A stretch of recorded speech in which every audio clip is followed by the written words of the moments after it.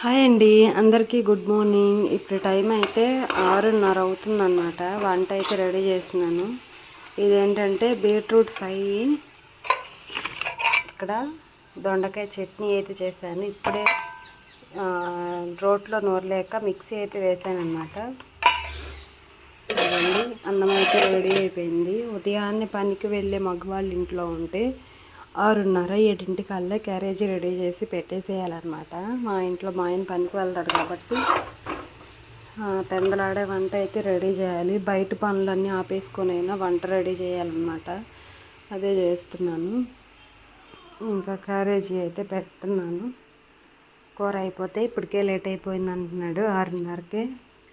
మా ఊర్లో అయితే ఏ టయానికైనా వెళ్ళొచ్చు, కానీ పక్క ఊర్లు వెళ్ళేటప్పుడు పెందలాడ వెళ్ళాలన్నమాట.